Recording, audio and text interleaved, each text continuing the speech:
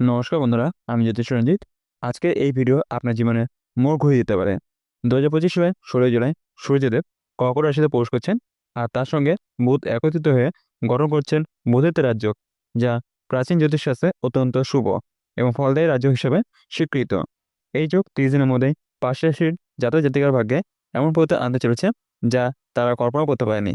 প্রেম, কর্ম, ধন, শিক্ষা, বিবাহ, সুদনাশ সব ক্ষেত্রেই হবে বিলাস উন্নতি। আপনি যদি এই 5 রাশির মধ্যে একজন হন, তাহলে আপনার জন্য 16 জুলাই থেকে শুরু হবে এক সোনালী অধ্যায়। এই ভিডিওর প্রতিটি মুহূর্ত আপনার জন্য গুরুত্বপূর্ণ হতে চলছে।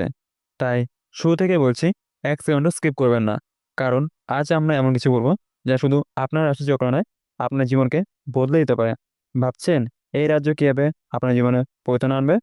ভাবছেন সত্যি কি রাশি বদলে 30 দিনের মধ্যেই ভাগ্য ফেরানো সম্ভব? তাহলে শুনুন। শাস্ত্রে একাধিকবার দেখা গেছে, যখন সূর্য ও বুধ একত্রে অবস্থান করে, বিশেষ করে কর্কট রাশির মতো সংবেদনশীল জলরাশিতে, তখন জাতক জাতিকার জীবনে এক অনন্য সুযোগ সৃষ্টি হয়। এই যোগ মানে বুদ্ধির উজ্জ্বল বৃদ্ধি, প্রশাসনিক, লেখালেখি, মিডিয়া, শিক্ষাক্ষেত্রে ধামাকা, অর্থনৈতিক দিক থেকে অগ্রগতি, প্রেম ও দাম্পত্যের সৌভাগ্য, পুরনো সমস্যার সমাধান। এই ভিডিওতে আপনি জানতে পারবেন কোন পাশে এসে সবচেয়ে বেশি উপকৃত হবেন, আপনার রাশির জন্য বিশেষ প্রতিকার, আর জেনে নেবেন কোন বিষয়গুলো থেকে আপনাকে দূরে থাকতে হবে। তাই বলছি বন্ধুরা, চোখ রাখুন স্ক্রিনে, মন রাখুন কথায়, কারণ আজ আপনি নিজে বসুন শুনতে চলেছেন। সূর্য কর্কটে প্রবেশ। 16 জুলাই 2025 সূর্যদেব কর্কট রাশিতে প্রবেশ করবেন। সূর্য কর্কটে প্রবেশ মানে এক বিশেষ অনুভবশীল, মানসিক ও হৃদয়স্থানে শক্তিশালী রাজ্যের সৃষ্টি হওয়া। কর্কট রাশি চন্দ্রের অধীনস্থ, আর সূর্য এখানে আত্মবিশ্বাস, নেতৃত্ব ও কর্তৃত্বের সংমিশ্রণ ঘটায়।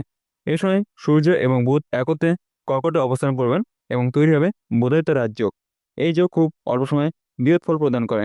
যদি আপনি কোনো পরীক্ষার জন্য প্রস্তুতি নিয়েছেন, বা যদি আপনি কোনো চাকরি, প্রমোশন, ট্রান্সফার, প্রেম বা ব্যবসায় নতুন উদ্যোগ নিতে চান, তাহলে এই সময়টা একেবারে পারফেক্ট।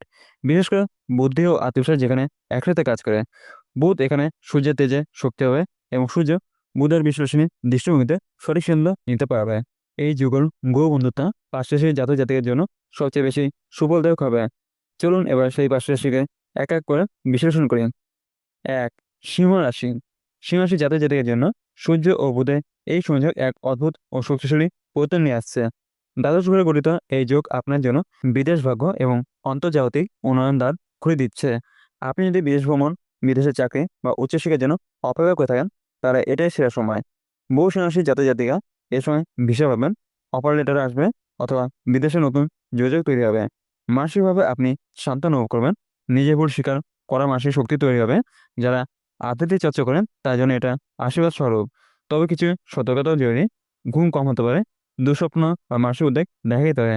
তাই প্রতিদিন সূর্যোদয়ের সময় সূর্য প্রণাম করুন এবং শ্বাস প্রশ্বাসে ব্যায়াম করুন। প্রতিকার: প্রতি বুধবার ওম বুধায় নমঃ জপ করুন এবং তুলসী গাছে জল দিন। 2.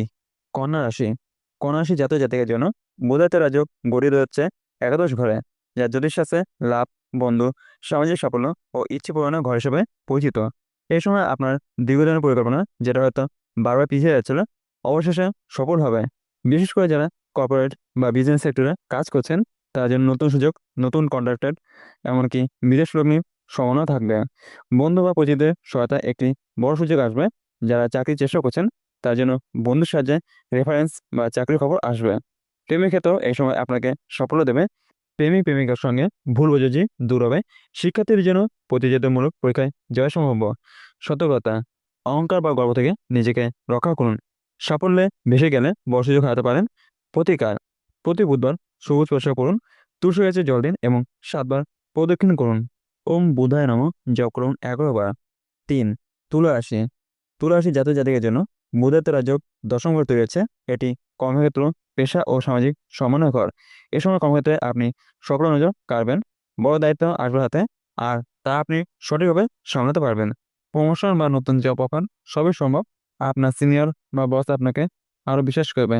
যারা সরকারি চাকরির জন্য অপেক্ষা করছিলেন, তার জন্য এই সময়টি অত্যন্ত শুভ। ব্যবসায়ীরা নতুন ক্লায়েন্ট বা সরকারিভাবে টেন্ডার পেতে পারেন। বাবা মায়ের সাহায্য বা আশীর্বাদ লাভও সম্ভাব্য। সতর্কতা: অতিরিক্ত দায়িত্ব নিয়ে ওয়ার্কলোড বাড়াবেন না, শরীর খারাপ হওয়ার সম্ভাবনা থাকে। প্রতিকার: প্রতি রবিবার সূর্যকে তামার পাত্রে জল দিন, তাতে রক্তচন্দন ও তুলসী পাতা দিন। ওম গৃণী সূর্য আদিত্য জপ করুন 11 বার।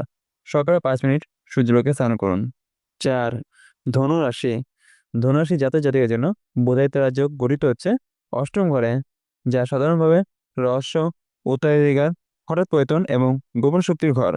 এই যোগ আপনাকে নতুন কোনো গভীর জ্ঞান, গবেষণা বা আত্মবিশ্লেষণের দিকে ধাবিত করতে পারে।